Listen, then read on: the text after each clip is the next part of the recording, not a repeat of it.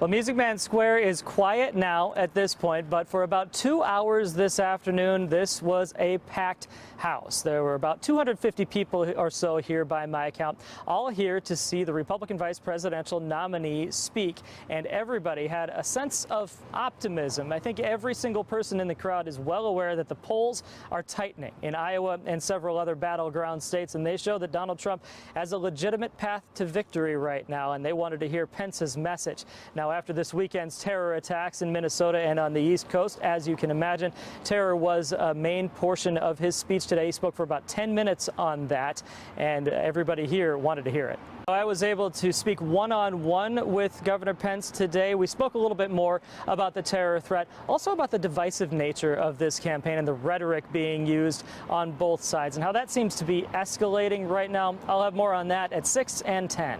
Major flooding throughout our viewing area is leading to evacuations, road closures, even diverted flights. We are going to waste no time on this first day of fall. We are heading right to the Storm Center, where Chief Meteorologist Tyler Roney is standing by right away for us. Tyler, saw a break in the rain this afternoon, but it seems that is going to be short-lived. We'll talk about that in just a little bit. It feels like this is never ending right now. Yeah, what should be a really nice season overall.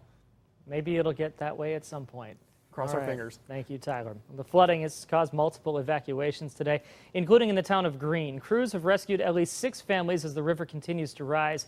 KIMT News 3's Emily Boster spent the day in Greene to see what the community is facing. No word yet on how long people will have to seek shelter there, but they can wait until they can go home. But if they do have to stay overnight, cots are going to be provided. Olivia Seahigh says, "See how high I can jump." The senior spikes home a kill, and the junior. Yeah, sorry, Matt's laughing next to me. It's really hard. There's Jillian Dunn. Sorry. Yeah. Nice giggling over here. Hey, if your name is Seahigh, that's a fitting sport to play. And you can jump high. Yeah, that helps. Yeah, absolutely. Hopefully we can just do it more so it's not as funny next time, but I can make it through the highlights. Right. Don't crack me up next time. The chain reaction of giggling just happened there. Really Unfortunately, you can't make us laugh these past few days. No, it's a shame. I have no good news right now. Welcome back. Here's a brief recap of the flooding situation throughout our area. Evacuations are underway in the town of Greene. The Butler County Sheriff's Office expects the Shell Rock River to crest by 7 tonight, approaching a record level set in 2008.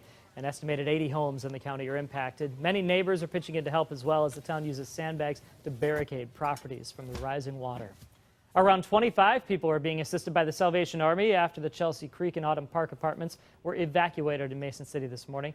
Chesley Creek is rising in that area. This morning, by the time first responders arrived, many people had already abandoned the area and headed for higher ground.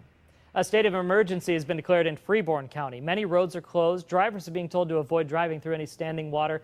Freeborn County Sheriff Kurt Freitag is urging boaters to stay off the water until further notice as well. Highway 58 in Zumbrota shut down as the Zumbro River flows over the road.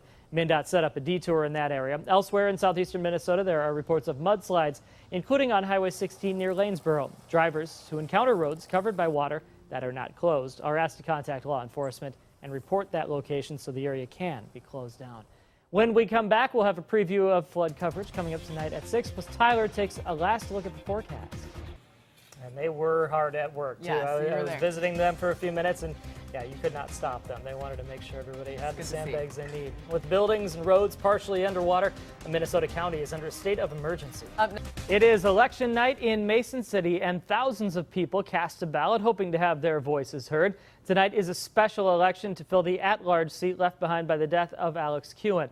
That, combined with recent controversies like the Prestige pork plant, weighed on voters' minds today and may have spurred tonight's relatively large turnout. Here are the results. Because nobody got a clear majority, the top 2 vote-getters now move on to a runoff in December. Those 2 will be Paul Adams and Andy O'Brien. Max Weaver came in a close third with 28% of the vote. None of the other candidates received more than 5%. KIMT News 3's Brian Tabak standing by at the Cerro Gordo County Courthouse where tonight's ballots were tabulated. Like we won the best defense in the league. We know going against Aaron Rodgers and the Green Bay Packers is going to be a tough task for us. And while we're talking NFL, why don't you ever wear your Captain Munnerlyn hat? that you always have it on around It's so town. funny to just not be able to take him seriously when Yeah. you just like, let me ask you an important football question, but smile at the hat you're And wear wearing. this hat. Yeah. Got that hat. So funny. We saw earlier here at Eye on Politics how the polls are tightening up, and you've been here for several months, and for as long as I can remember, you've been saying, don't count Trump out. He has a legitimate path. If things start to turn his way, all of a sudden things could tighten up. And here we see it. So what is causing this right now?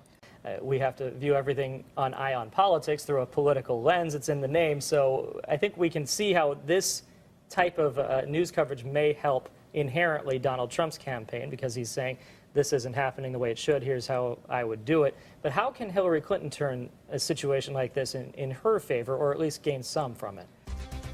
Nearly a week to the day after we all took time out and recognized the 15th anniversary of the 9/11 attacks, New York City shook once again, this time because of a bomb blast. More on that in a moment. But on that same day that happened, Minnesota was also a target. Thanks for joining us tonight. Well, we're only 1 week away from the first presidential debate, and right now the race between Hillary Clinton and Donald Trump is tight in battleground states like Iowa. One reason why the campaigns are making sure not to forget Iowa. The VP candidates both held events in the state today, and it turned out Music Man Square was an appropriate place for today's event with Mike Pence.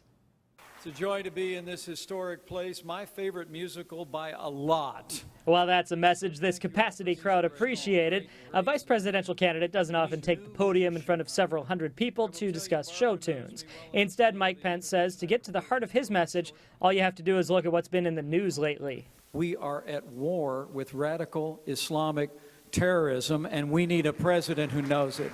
Pence spent about half of his time addressing the threat of terrorism. He called for support of the victims of the weekend attacks in St. Cloud, New York, and New Jersey, and requested a round of applause for law enforcement and first responders. America will once again lead on the world stage from strength. We will rebuild our military, we will stand with our allies, and we will confront radical Islamic terrorism, and the world will be safer as a result.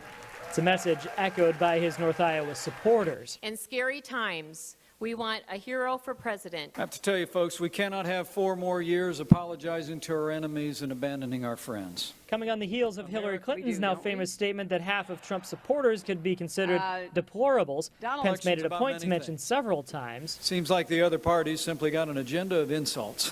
Well, that may sound a little ironic to Trump's opponents in the Republican primary who are insulting nicknames from Trump. It's clear those here are ready to move on now and focus on the bigger picture. We're going to make America great again. Thanks, everybody. Thanks so much.